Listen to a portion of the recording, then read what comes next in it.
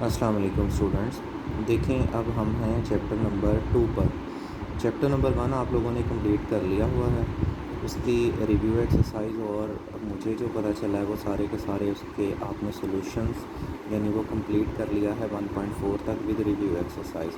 अब हमने chapter number 2 का स्टार्ट लेना है। चैप्टर नंबर 2 पेज नंबर 17 से स्टार्ट हो रहा है, मगर पेज नंबर 19 आपके सामने दिखाया जा रहा है। अब पहले आपने इससे पहले पढ़ा है क्वाड्रेटिक इक्वेशन। अब हम पढ़ेंगे चैप्टर नंबर 2 में theory of quadratic equation. Theory of quadratic equation को सॉल्व करने के लिए आपके पास सबसे पहले पेज नंबर 19 पे सारी इन्फॉर्मेशन दी गई है कि हमने किस तरीके से उसको डिस्क्रिमिनेंट उसके अंदर से निकालना है, सॉर्ट आउट करना है। डिस्क्रिमिनेंट क्या होता है, सबसे पहली बात तो ये देखें बेटा, सबसे पहले इसकी रीडिंग जो है वो ज़रूरी है 2.1 की। 2.1 में discriminant b square minus 4ac of the quadratic expression a x square plus b x plus c, यानी जो आपके पास a x square plus b x plus c जो था ये क्वाड्रेटिक इक्वेशन की स्टैंडर्ड फॉर्म थी। जब हम इसको इस तरीके से इसके अंदर लिखते थे तो जो ये वाला पार्ट हमारे पास होगा वो हमारा डिस्क्रिमिनेंट होगा, यानी इस अंडर रूट के नीचे जो पार्ट था बी स्क्र माइनस 4ac का, ये हमारा डिस्क्रिमिनेंट कहलाएगा। तो हम अगर डिस्क्रिमिनेंट की डेफिनेशन को हाईलाइट करना चाहते हैं तो ये वो हमारे पास यहाँ पर इस तरीके से ये आ जाएगी। We know that the two roots of the equation these nature of the roots depends upon the value of the expression b square minus 4ac which is called the discriminant of the quadratic equation or the quadratic expression। इसके बाद उन्होंने examples दी हुई हैं discriminant की। ये सारी की सारी हम जब एक्सरसाइज को सॉल्व करेंगे तो हमें ऑटोमेटिकली आ जाएंगी। उससे बाद है नेचर ऑफ रूट्स का। सबसे बड़ा इसका जो मामला है वो है नेचर ऑफ रूट्स का। पहले क्वेश्चन में सिर्फ डिस्क्रिमिनेंट फाइंड आउट करना होगा, जबकि उससे नेक्स्ट क्वेश्चन में वो नेचर भी डिमांड करेगा। नेचर मैंने आपको थोड़ी सी इस तरीके से समझाई हैं शॉर्ट फॉर्म करके, आप भी इसको इस तरीके से लिख लीजिए। कंडीशंस हैं ये बेसिकली। कंडीशंस हैं, सबसे पहली कंडीशन है b square minus 4ac means अगर डिस्क्रिमिनेंट हमारा 0 से बड़ा आ जाता है, मतलब 0 से बड़ा 4 आ जाता है, 9 आ जाता है, 16 आ जाता है, और उसके अलावा देखें मैं जो डिजिट्स बोल रहा हूँ ये सारे के सारे परफेक्ट स्क्वायर हैं। 4 2 का परफेक्ट स्क्वायर है, 9 3 का परफेक्ट स्क्वायर है, 16 4 का परफेक्ट स्क्वायर है, 25 5 का परफेक्ट स्क्वायर है। अगर मीन्स टू से अगर 0 से आंसर बड़ा आता है तो 0 से बड़े, और परफेक्ट स्क्वायर भी होता है तो हम लिखेंगे statement roots are rational real and unequal. Roots are rational real and unequal.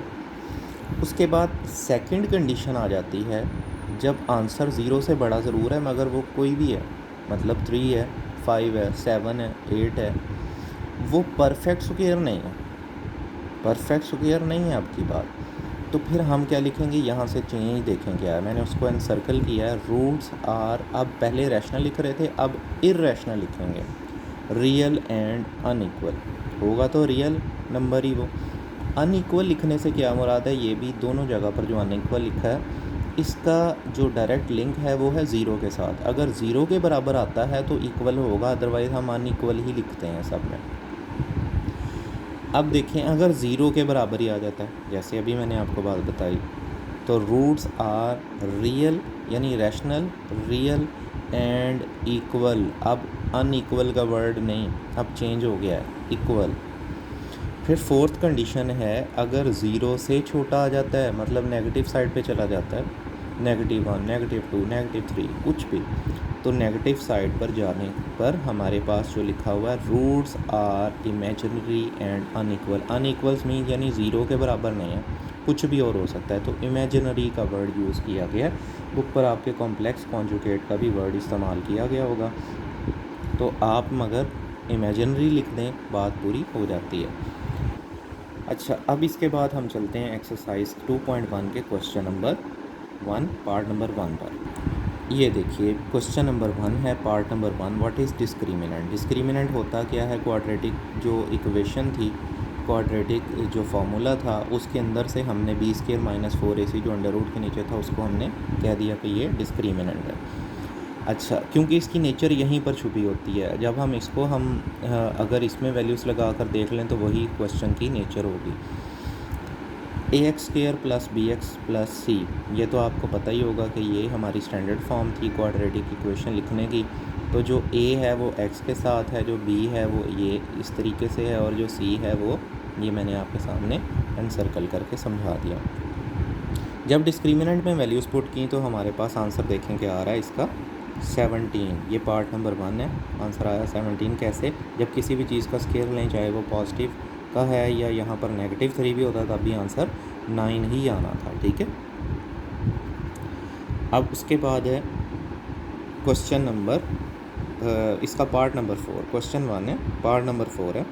देखें, a=4 है, b=7, -7 है और c=-2 है। जब मैंने ये देखें नेगेटिव का भी स्केयर लिया 49 आ गया, तो ये दोनों जब प्लस होंगे यानी मल्टीप्लाई होंगे तो आपस में पॉजिटिव हो जाएंगे, माइनस माइनस।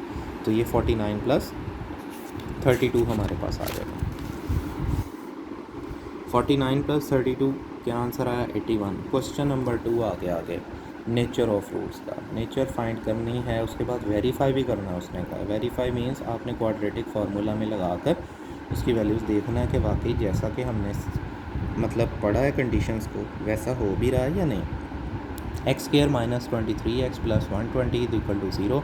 a क्या है 1, b है -23। देखें x के साथ कुछ भी नहीं है तो यहाँ पर 1 ही होगा, 1 आ जाएगा।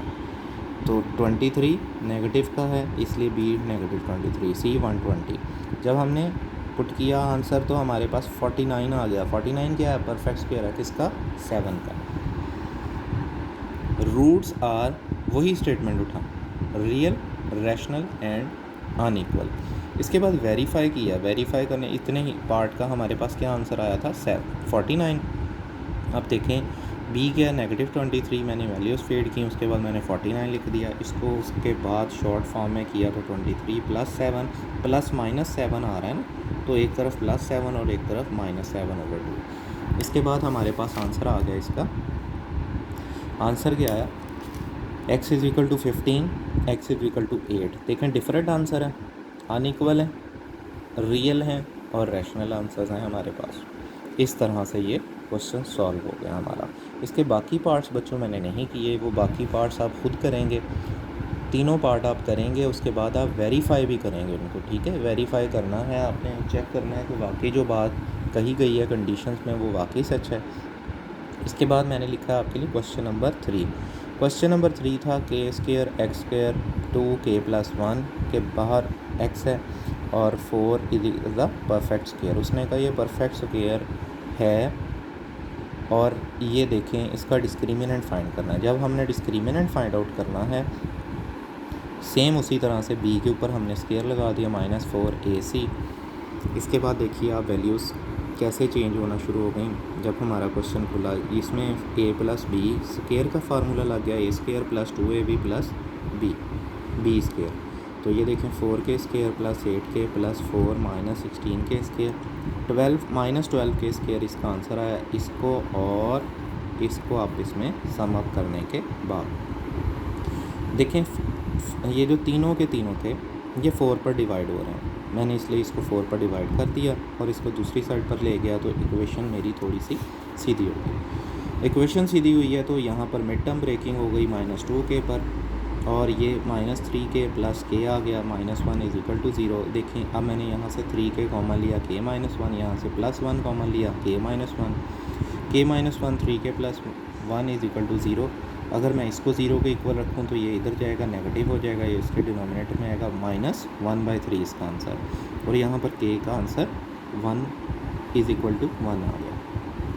ये था बेटा, हमने सिर्फ आज क्वेश्चन नंबर 3 तक किया है, बेसिक कॉन्सेप्ट को सीखा है और क्वेश्चन नंबर 3 तक आप अपने सारे के सारे पार्ट्स और क्वेश्चन सॉल्व कर लीजिएगा।